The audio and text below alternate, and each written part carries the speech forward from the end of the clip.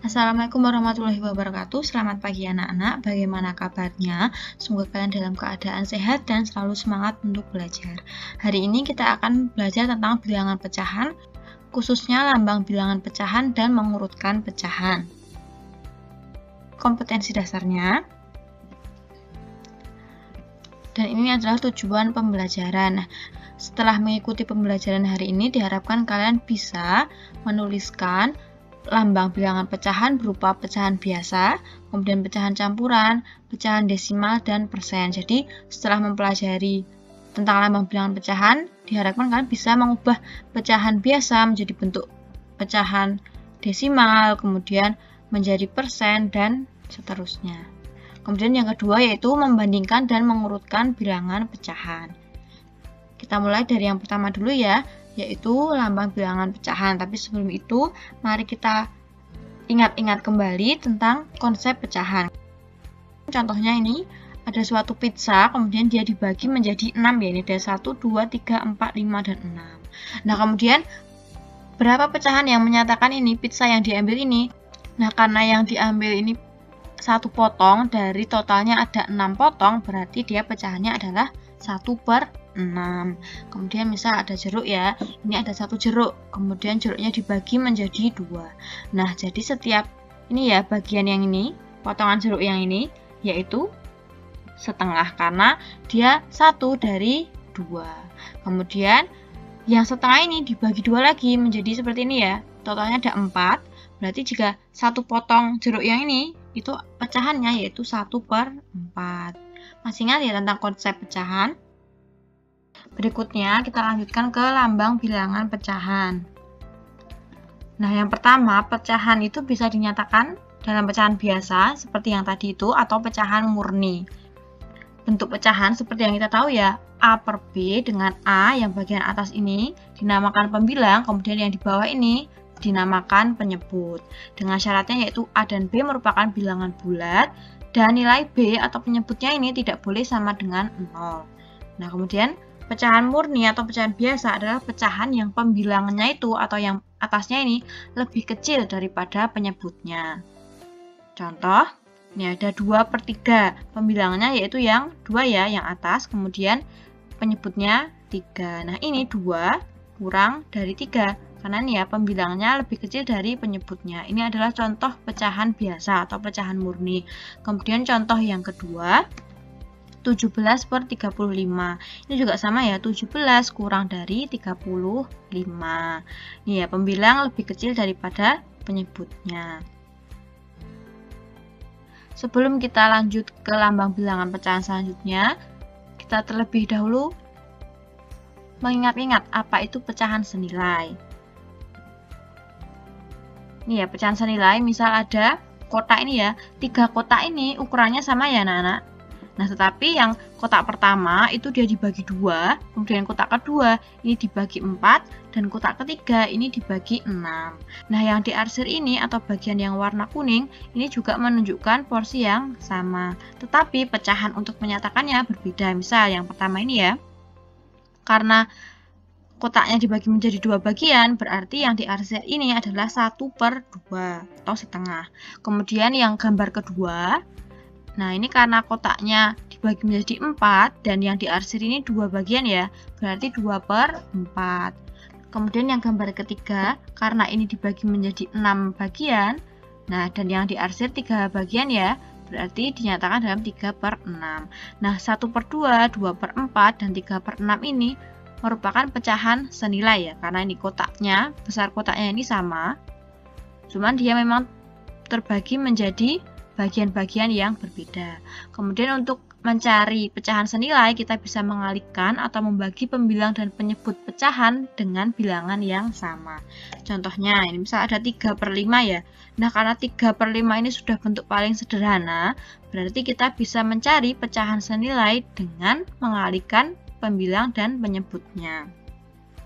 Misal kita kali 2 ya, pembilang dikali 2, penyebut juga dikali 2. 3 dikali 2 sama dengan 6, kemudian 5 dikali 2 sama dengan 10, berarti sama dengan 6/10. Atau dengan kata lain, 3/5 senilai dengan 6/10.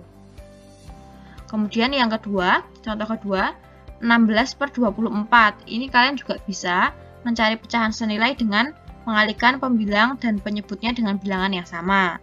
Seperti contoh yang pertama ini. Tapi di sini Ibu akan memberi contoh jika kita mencari pecahan senilai dengan membagi pembilang dan penyebut dengan bilangan yang sama. Misal ya, ini 16 dan 24, kita bagi keduanya dengan 4. Jadi 16 dibagi 4, 24 juga dibagi 4. Hasilnya sama dengan pembilangnya menjadi 4 dan penyebutnya menjadi 6. Sehingga 16 per 24 senilai dengan 4 per 6. Bisa dipahami ya? Kemudian kita lanjutkan kembang bilangan pecahan yang kedua, yaitu pecahan campuran. Nah, pecahan campuran adalah bilangan yang terdiri dari bilangan bulat dengan bilangan pecahan. Jadi, karena campuran, ya ini campuran antara bilangan bulat dan bilangan pecahan biasa seperti yang contoh tadi ya. Nah, pecahan campuran ini merupakan bentuk lain dari pecahan yang pembilangnya lebih besar daripada penyebutnya. Kalau tadi pecahan murni itu kan pembilangnya dia lebih kecil daripada penyebutnya ya. Nah, bagaimana jika pembilangnya lebih besar? Nah, ini bisa kita ubah menjadi pecahan campuran. Contohnya, nih 5 per 3. Nah, 5 pembilangnya ini lebih besar daripada penyebutnya. Penyebutnya 3 ya. Nah, ini bisa kita ubah menjadi pecahan campuran. Caranya bagaimana? 5 dibagi 3 berapa hasilnya? Hasil yang paling mendekati ya, yaitu 1. Nah, masih ada sisanya kan anak-anak? Sisanya berapa? 5 dibagi 3 kan 1 sisa 2 ya. Karena 3 kali 1 kan 3. Kemudian 5 dikurangi 3 berarti kan 2 ya. Sisanya 2. Nah, sisanya itu kita jadikan pecahan biasa. 2 per 3. Jadi 5 per 3 itu artinya 1. Kemudian sisanya ini menjadi pembilang pecahan biasa per 3. 3-nya ini sama mengikuti penyebut pecahan yang sebelumnya. Kemudian contoh lagi, 19 per 7. Nah, 19 dibagi 7, hasil yang paling mendekati yaitu 2. Berapa? 7 kali 2 yaitu 14. Berarti kalau 19 dibagi 7, sisa berapa? Sisa 5 ya, karena 19 dikurangi 14 yaitu 5. Berarti 2, sisanya yaitu 5 per 7.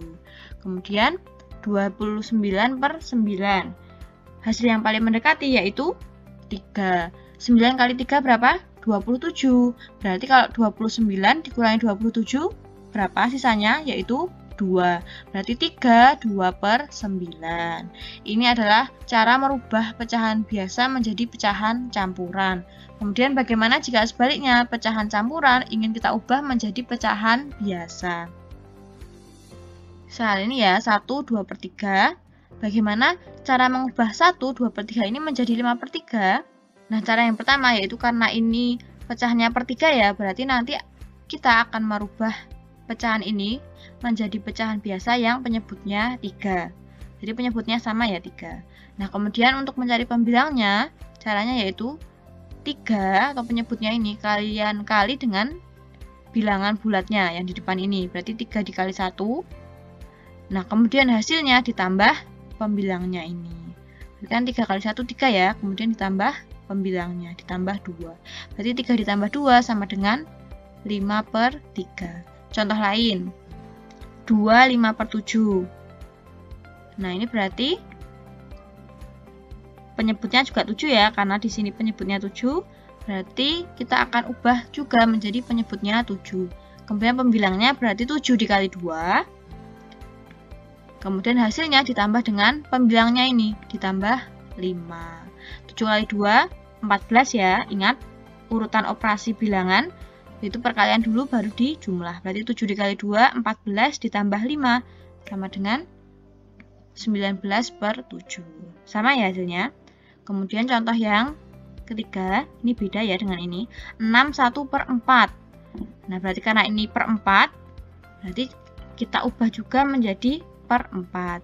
Kemudian pembilangnya berarti 4 dikali 6. Kemudian ditambah pembilangnya ini. Ditambah 1. 4 dikali 6 yaitu 24 ya.